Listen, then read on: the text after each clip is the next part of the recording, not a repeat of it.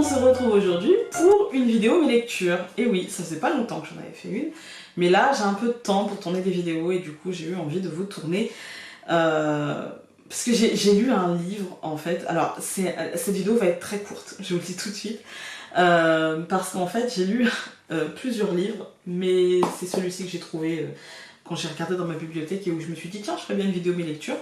Et donc vous avez vu, c'est Perdition. Et c'est quoi? C'est l'histoire de la petite sirène. Mais en fait, c'est pas vraiment l'histoire de la petite sirène, c'est surtout l'histoire de la sorcière, en fait. Hein. Et du coup, ouais, j'avais envie... ça me ramène à mon enfance. Ça me ramène à mon enfance et à ce que... les dessins animés Disney que je regardais. Et quand j'ai vu ça chez Cultura, je me suis dit, tiens, c'est pour les enfants. Et en fait, c'est pas vraiment pour les enfants, même si ça peut être pour les ados. Hein. Mais ça reste du Disney, du coup, c'est pas. Il n'y a pas de sang partout et des boyaux qui volent, hein, vous voyez. Il n'y a même pas de sexe, c'est pour dire. Et du coup, là, c'est plutôt le point de vue de la sorcière et comment elle en est arrivée là. Je vais vous lire la 4e de cours et je vais vous donner mon avis. Donc c'est l'histoire de la sorcière des mers. Nous connaissons tous l'histoire de la petite sirène, ce conte ancestral qui nous rappelle qu'il faut parfois perdre sa voix pour mieux la retrouver. Ariel désire explorer le monde et s'aventurer au-delà des frontières du royaume de son père, le roi des océans. Par amour, elle renonce à sa voix et manque d'y laisser la vie. Mais le bien l'emporte et elle sort de cette épreuve métamorphosée et heureuse. Pourtant, ce n'est que la moitié de l'histoire. Qu'en est-il de son ennemie Ursula, la terrible sorcière des mers? Pourquoi et comment est-elle devenue si retorse et pleine de haine, dédaignée par la cour de Triton? Alors j'ai lu celui-ci, j'ai lu aussi celui sur Maléfique. Je ne sais plus comment il s'appelle. Je sais plus. Je crois qu'il s'appelle Maléfique. J'ai adoré celui sur Maléfique, mais je le retrouve plus, je sais plus où. Je crois qu'il est dans ma chambre. Et celui-ci, je l'ai aimé, je l'ai un peu moins aimé, mais je l'ai aimé. C'est de Serena Valentino, elle écrit super bien, ça se lit super vite, une journée. Bon, vous allez me dire, il est petit, hein. C'est écrit vachement gros, il fait moins de 200 pages. Voilà. Je vous montre la taille de... pour pas que vous ayez peur, c'est écrit vachement gros, hein. Et du coup, ouais, franchement, pour moi, c'est... Il y a des personnages, en fait, que... Pour moi, il y a...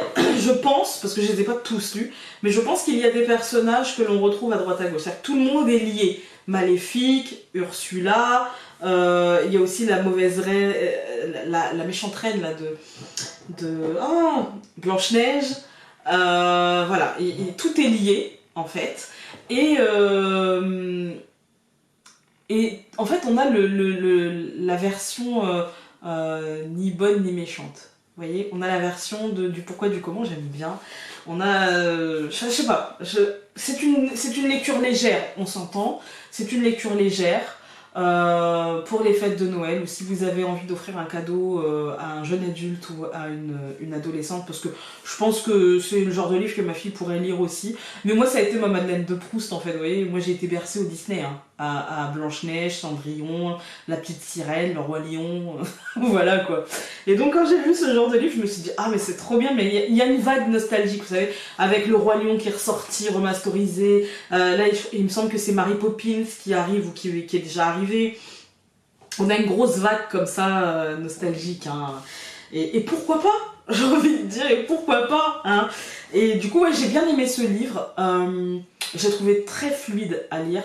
Peut-être trop, du coup, parce que je l'ai mangé, en fait. Hein. Vraiment, je l'ai mangé. Il existe 2 versions. Il existe celle-ci, et je vous mettrai là la 2e version. En fait, c'est deux auteurs différentes qui ont réalisé des livres sur le sujet. Et du coup, celui-ci, donc c'est Serena Valentino, et l'autre, je ne sais plus, mais vous aurez sur la couverture. Et c'est 2 histoires différentes, mais à mon avis, qui vont aller dans le même sens, c'est-à-dire dans un sens d'expliquer le pourquoi du comment, en fait. Hein. Pourquoi elle est si méchante, et pourquoi elle est comme ça, et qui elle est, en vérité. Qui elle est, en fait. Et du coup, voilà. Donc en définitive, ça a été une vidéo très très courte, mais je l'aime beaucoup. Et si j'ai un conseil pour vos vacances de Noël, c'est de Ce genre de bouquin, en fait, qui vous fait pas... Enfin, c'est un moment de fête, c'est un moment joyeux. On n'a peut-être pas envie de lire un truc plombant, même si... parfois oui, mais parfois non. Et moi, là, j'avais envie de ça pour... c'était vers la rentrée, il me semble que je me suis acheté ça vers la rentrée. Et c'est 13,90 € celui-ci. Les plus gros, il me semble que c'est moins de 20 € aussi à chaque fois. Donc voilà. C'est une belle idée de cadeau et puis en même temps une belle idée de lecture. Donc sur ce, comme vous savez, je vous l'ai dit, j'ai bien aimé. Donc maintenant, je vous laisse. C'était juste un petit point lecture pour vous parler d'un petit coup de cœur, une petite Madeleine de Proust. Je vous embrasse très fort et donc on se dit à demain pour un tirage énergétique de la journée. Salut!